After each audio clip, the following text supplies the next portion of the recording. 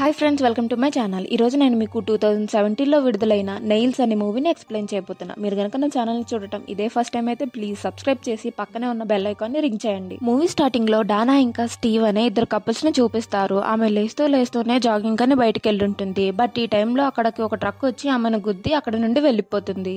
అక్కడ seat cut చేస్తే Dana 2 weeks కోమాలో ఉన్న తర్వాత అందులోంచి బయటకు వచ్చి ఉంటుంది. అండ్ తన బాడీ మొత్తం కంప్లీట్ గా ప్యారలైజ్ అయి ఉంటుంది. అండ్ ఆమె థ్రోట్ కి వెంటిలేటర్ పెట్టుంటారు. దీనివల్ల ఆమె సరిగ్గా మాట్లాడలేదు. సో తన హస్బెండ్ ఆమె ల్యాప్టాప్ లో ఒక స్పీచ్ సింథసిస్ ప్రోగ్రామ్ ని డెవలప్ చేసుంటాడు. అంటే ఆమె మాట్లాడాలనుకుంది. ఆ ల్యాప్టాప్ లో టైప్ చేసినప్పుడు ఆ ప్రోగ్రామ్ ఆ పదాలను తీసుకుని ఒక వాయిస్ ని డెవలప్ చేస్తుంది. అండ్ ఆ రోజు నైట్ ఆమె హాస్పిటల్ రూమ్ లో ఒంటరిగా నిద్రపోతూ ఉంటుంది. తనకి మధ్యలో మెలకు వచ్చి చూస్తే ఆమె రూమ్ లో ఎవరో తిరుగుతూ ఉంటారు. దీన్ని ఆమె కూడా ఫీల్ అవుతుంది. అండ్ తన రూమ్ లో ఉన్న ఒక కబోర్డ్ డోర్ దానంతట అది క్లోజ్ అవ్వటంతో ఇది చూసిన ఆమె కొంచెం సర్ప్రైజ్ అవుతుంది.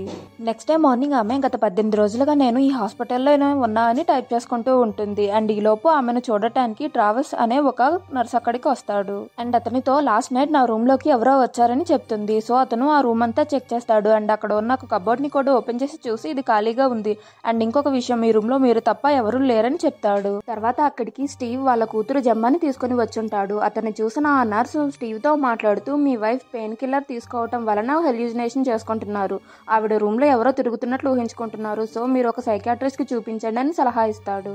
ఇదే విషయాన్ని స్టీవ్ డానాని అడిగినప్పుడు, అవును నైట్ నా రూమ్ లోకి ఎవరో వచ్చి నన్ను గమనిస్తూ ఉన్నారు. బట్ నేను తల తిప్పి చూడలేకపోయా అని అంటుంది. అందుకు అతను, నువ్వు వెంటిలేటర్ పై ఉన్నావు కదా, ఆ సౌండ్స్ వల్ల నీకు అలా అనిపించుంటుందని అంటాడు. ఇంకొక వైపు జమ్మా హాస్పిటల్ ని ఎక్స్ప్లోర్ చేస్తూ ఒక రూమ్ లోపలికి వెళ్తుంది. అక్కడ తనకి ఎవరో ఉన్నట్లు అనిపిస్తుంది. అండ్ ఈ టైంలో అక్కడ ఉన్న అలారం సౌండ్ మోగటంతో కొన్ని వస్తువులు తన చేజారి కింద పడిపోతాయి. తను వాటిని తీసుకోవడానికి బెండ్ అయినప్పుడు ఆమె వెనుక ఎవరో నిలబడినట్లు కనిపిస్తుంది. అండ్ ఇప్పుడు ఆ టైంలో ఆ హాస్పిటల్ మేనేజర్ అయిన ఎలిజబెత్ అక్కడికి వచ్చి జమ్మాను తీసుకుని వాళ్ళ మదర్ దగ్గరికి వెళ్తుంది. అండ్ వాళ్ళు వాళ్ళ మదర్ కి బాయ్ చెప్పి స్టీవ్ ఇంకా జమ్మా అక్కడి నుండి వెళ్లిపోతారు. ఆ రోజు నైట్ ఒక ఎంటిటీ డానాపై దాడి చేస్తుంది. బట్ అది నెక్స్ట్ మూమెంట్ లో మాయమైపోతుంది. తను కళ్ళు తెరిచి చూస్తే ఆమె పక్కన ఒక డాక్టర్ కూర్చుని ఉంటారు. అండ్ ఆ డాక్టర్ ఆమెతో మాట్లాడుతూ, నీకు యాక్సిడెంట్ అయింది కదా, అప్పుడు నువ్వు ఒక 3 మినిట్స్ పాటు చనిపోయావు. బట్ అక్కడికి పారామెడిక్స్ కరెక్ట్ టైంలో వచ్చి నిన్ను సేవ్ చేశారని చెప్తుంటారు. అందుకు ఆమె, ఆ టైంలో నన్ను ఎవరో లాక్కెళ్తున్నట్లు అండ్ నా గోళ్లతోనే నన్ను గుచ్చుతున్నట్లు చాలా అన్ఈజీగా ఫీల్ అయ్యానని చెప్తుంటుంది. ఇది విన్న డాక్టర్, నువ్వేం భయపడుకు, ఇక్కడ నువ్వు సేఫ్ గా ఉండొచ్చని చెప్తాడు. ఆ రోజు నైట్ తను ఇలా నిద్రలోకి వెళ్ళగానే ఆ రూమ్ లో ఉన్న కబోర్డ్ డోర్ ఓపెన్ అయ్యి అందులోంచి ఒక ఎంటిటీ బయటకు వస్తుంది. అండ్ ఇలా రావటాన్ని ఆమె కూడా చూస్తుంది. అండ్ అది ఆమెకి ఎదురుగా వచ్చి ఆమెకు వేసిన వెంటిలేటర్ పైప్ ని డిస్కనెక్ట్ చేసేస్తుంది. దీనివల్ల ఆమె బ్రీతింగ్ అందక ఇబ్బంది పడుతూ కాసేపటికి స్పృహని కోల్పోతుంది. నెక్స్ట్ డే మార్నింగ్ ఆమె ఇదే విషయాన్ని స్టీవ్ తో చెప్తుంటుంది. ఒక అతను నా రూమ్ లోకి వచ్చి నా వెంటిలేటర్ ని తీసేశాడు. అతన్ని నేను చూసా. అతనికి పొడుగాటి చేతులు ఉన్నాయి అండ్ అతని ఫేస్ చాలా వికృతంగా ఉందని చెప్తుంటుంది. సో స్టీవ్ ఆమె ఉన్న రూమ్ లో సీసీటీవీని అరేంజ్ చేపిస్తాడు. అండ్ దానికి చెందిన కంట్రోల్స్ గురించి కూడా వివరిస్తాడు. అండ్ ఆ యాక్సిడెంట్ తర్వాత డానా ఫస్ట్ టైం తన ఫేస్ ని ఆ సీసీటీవీలో చూసుకుంటుంది. అండ్ స్టీవ్ కి ఈ లోపు ఒక కాల్ వస్తుంది. అది చేసింది మరెవరో కాదు, యాష్లీ. ఈమె స్టీవ్ యొక్క కొలీగ్. తర్వాత రూమ్ బయట ఎలిజబెత్ వచ్చుంటుంది. ఆమెతో మాట్లాడడానికి స్టీవ్ కూడా బయటకు వెళ్తాడు. ఆమె అతనితో ఆ వెంటిలేటర్ ని ఎవరు కావాలని ఆపలేదు, దానంతటా అది ఆగిపోయిందని చెప్తుంది. అందుకు అతను ఆమెపై సీరియస్ అయ్యి డానాని జాగ్రత్తగా చూసుకోండి అని చెప్తుంటాడు. ఆ రోజు నైట్ డానాకి బాగా బోర్ కొడుతూ ఉంటుంది. అండ్ తన పక్క రూమ్ నుంచి ఏవేవో సౌండ్స్ వినిపిస్తుంటాయి. సో అక్కడ ఎవరైనా పేషెంట్ ఉన్నారేమో అనుకుని వాళ్ళతో మాట్లాడడానికి ట్రై చేస్తుంది. బట్ అక్కడ నుండి ఎటువంటి ఆన్సర్ ఉండదు. సో తను ఇంటర్నెట్ లో ఈ హాస్పిటల్ కి చెందిన హిస్టరీని సెర్చ్ చేసి చూస్తుంది. ఇప్పుడు కొన్ని ఫొటోస్ వస్తాయి. అందులో ఆమెపై దాడి చేసిన అతను కూడా ఉండుంటాడు. అతని పేరు ఎరిక్ నిల్సన్. అండ్ అతను కొంతమంది పిల్లలను చంపేసిన తర్వాత అతనే ఆత్మహత్య చేసుకుని చనిపోయాడనే న్యూస్ ఆర్టికల్ ని చూస్తుంది.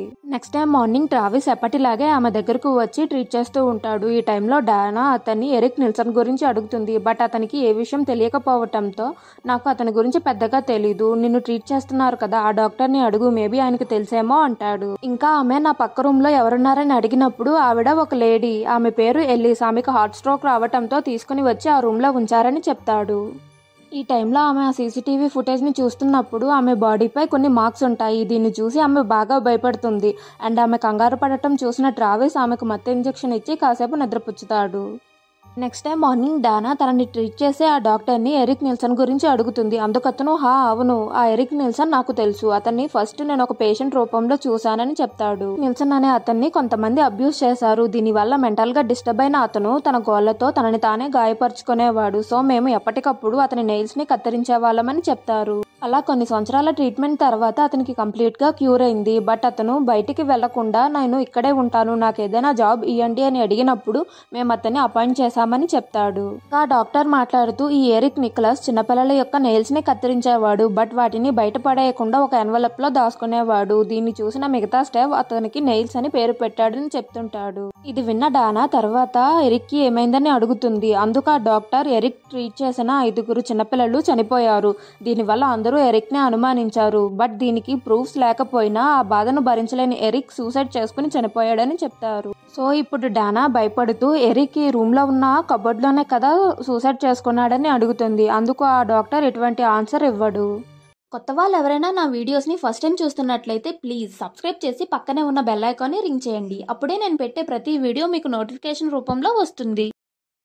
దీని తర్వాత డానా జమ్మాతో వీడియో కాల్ మాట్లాడుతూ ఉంటుంది. అండ్ ఈ టైంలో వాళ్ళ ఇంట్లోకి యాష్లీ కూడా వచ్చుంటుంది. ఆమెను చూసిన డానా కొంచెం అన్ఈజీగా ఫీల్ అవుతుంది. తర్వాత ఆమె రూమ్ లో నిద్రపోతున్నప్పుడు ఆ కబోర్డ్ ని లోపల నుంచి ఎవరో ఓపెన్ చేస్తుంటారు. ఇది గమనించిన డానా తన కంప్యూటర్ లో హెల్ప్ కోసం టైప్ చేస్తుంది.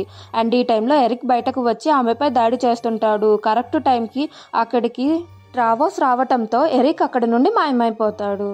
నెక్స్ట్ డే ఆ సీసీటీవీ ఫుటేజ్ని స్టీవ్కి చూపిస్తుంది. బట్ అక్కడ డోర్ ఓపెన్ అవ్వటం తప్పితే ఇంకేవీ కనిపించకపోవటంతో అతను ఆమెను నమ్మడు. సో తను జమ్మాతో నా పక్కన ఎల్లి అనే ఒక పేషెంట్ ఉంది, ఆమెకి ఎరిక్ గురించి తెలుసు, నువ్వు వెళ్ళి ఆమెతో మాట్లాడిరా అని పంపిస్తుంది. ఆమె కూడా నెక్స్ట్ రూమ్ లో ఉన్న పేషెంట్ దగ్గరకు వెళ్ళి మాట్లాడుతూ ఉంటుంది. అండ్ ఆ పేషెంట్ ఆమెను భయపెట్టడంతో జమ్మా అక్కడి నుండి బయటకు వచ్చేస్తుంది.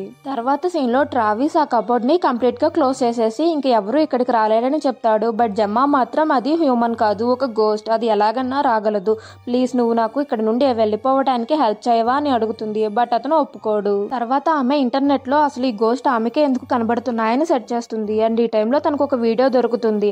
అందులో ఒక వ్యక్తి మాట్లాడుతూ నాకు యాక్సిడెంట్ అయిన కొన్ని వారాల తర్వాత గోస్ట్లు కనిపించసాగాయి, ఎందుకంటే యాక్సిడెంట్ అయిన టైంలో నేను 2-3 మినిట్స్ వరకు చనిపోయాను, దానివల్లే నాకు ఆత్మలు కనిపిస్తున్నాయని చెప్తాడు.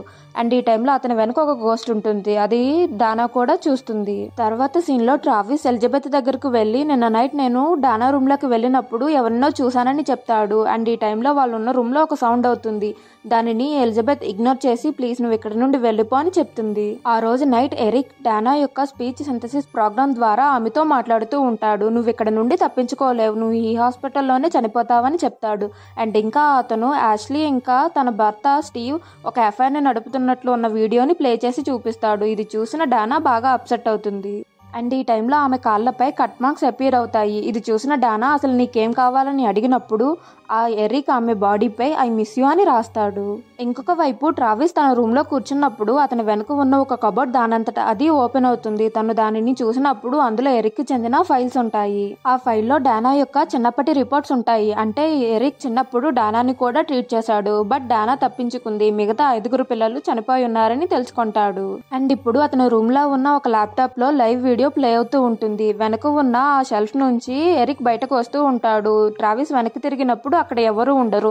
బట్ ఆ ఎరిక్ కొంచెం కొంచెంగా అతని దగ్గరకు వచ్చి లాస్ట్ కి ట్రావిస్ ని చంపేస్తాడు. తర్వాత సీన్ లో స్టీవ్ ఎలిజబెత్ తో గొడవ పడుతూ ఉంటాడు. డానాపై ఉన్న కట్ మార్క్స్ ని చూపించి ట్రావిసే ఇదంతా చేశాడని ఆమెపై అరుస్తూ ఉంటాడు. అండ్ ఈ టైంలో అక్కడికి జమ్మా ఇంకా యాష్లీ కూడా వచ్చుంటారు. ఇప్పుడు స్టీవ్ డానాకి ట్రావిస్ రూమ్ లో దొరికిన ఆ ఫైల్ ని ఇచ్చి ఎరిక్ 5 పిల్లల్ని చంపేశాడు కదా, ఆ టైంలో నువ్వు కూడా ఈ హాస్పిటల్లోనే అడ్మిట్ అయ్యావని చెప్తాడు. ఇది విన్నా డానా షాక్ అవుతుంది.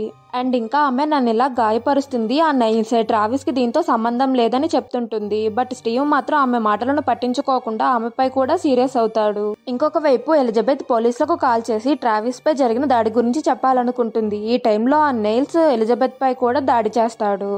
ఇంకొక వైపు స్టీవ్ ఇంకా డానా గొడవ పెడుతూ ఉంటారు. ఆమె స్టీవ్తో నువ్వు ఇంకా యాష్లీ అఫైర్ పెట్టుకున్నారు కదా, ఆ వీడియోని నెయిల్స్ నాకు ప్లే చేసి చూపించాడని అంటుంది. ఈ టైంలో వాళ్ళు ఉన్న రూమ్ యొక్క లైట్ ఆఫ్ అయిపోతాయి. అండ్ ఆ హాస్పిటల్లో ఉన్న లైట్స్ కూడా ఒక్కొక్కటి ఆఫ్ అవుతూ వస్తుంటాయి. సో జమ్మాని అక్కడే ఉండమని స్టీవ్ హెల్ప్ కోసం బయటకు వెళ్తాడు. ఈ టైంలో డానా జమ్మాతో మాట్లాడుతూ నువ్వు కూడా ఇక్కడ నుండి వెళ్ళిపో, నీకు మంచిది కాదని చెప్తుంది. బట్ జమ్మా మాత్రం నేను వదిలి నేను వెళ్ళనమ్మా, నువ్వు కూడా నాతో పాటు రా అంటుంది. ఆమె కూడా దానికి అగ్రీ అవుతుంది. తర్వాత జమ్మా ఆమె యొక్క ఆక్సిజన్ పైప్ ని తీసేసి వీల్ చైర్ లో కూర్చోపెట్టుకుని వాళ్ళిద్దరూ ఆ హాస్పిటల్ నుండి బయటకు వచ్చేస్తూ ఉంటారు. ఇంకొక వైపు స్టీవ్ తన కారులో కూర్చున్నప్పుడు యాష్లీని దయ్యం పొసెస్ చేసి ఉంటుంది. అండ్ అది స్టీవ్ ని చంపేస్తుంది. ఇటువైపు జమ్మ ఇంకా డానా తప్పించుకుంటూ ఉంటారు కదా, వాళ్ళకి నైల్స్ కనిపించి వాళ్ళని వెంబడిస్తూ ఉంటారు. ఇది చూసిన జమ్మ వాళ్ళ మదర్ని తీసుకుని అక్కడి నుండి వెళ్లిపోతూ ఉంటుంది. ఈ టైంలో డాక్టర్ అక్కడికి వచ్చి డానాని తిరిగి ఐసీయూలో తీసుకెళ్తూ ఉంటాడు. బట్ నైల్స్ అతని వెనుకగా వచ్చి అతన్ని చంపేస్తాడు. తర్వాత ఆ నైల్స్ వీళ్ళిద్దరి మీదకి వస్తుంటాడు. ఇది చూసిన డానా తన కూతుర్ని ఒక రూమ్ లో లాక్ చేసేసి ఆ నైల్స్ దగ్గరికి వెళ్తుంది. అండ్ అతను ఆమెను పట్టుకుని గోడకేసి కొట్టి చంపేస్తాడు. ఇదంతా కల్లారా చూసిన జమ్మ షాక్ లో ఉండిపోతుంది. అండ్ అక్కడికి వచ్చిన వాళ్ళు దీనికి కారణం ఎవరని అడిగినప్పుడు నైల్స్ అతనే మా అమ్మని చంపేశాడని చెప్తుంది. తర్వాత సీన్ లో డానా తన రూమ్ లో ఉన్నప్పుడు కెమెరా జూమ్ అవుతూ ఉంటుంది. అండ్ అక్కడికి నైల్స్ వచ్చి ఆమె యొక్క ఫింగర్ నైల్స్ ని కట్ చేస్తున్నట్లు చూపించడంతో ఈ మూవీ ఎండ్ అయిపోతుంది. ఈ వీడియో నచ్చితే లైక్ చేయండి ప్లీజ్, మీ ఫ్రెండ్స్ అండ్ ఫ్యామిలీకి షేర్ చేయండి. అండ్ నా ఛానల్ ని సబ్స్క్రైబ్ చేయడం మాత్రం మర్చిపోకండి.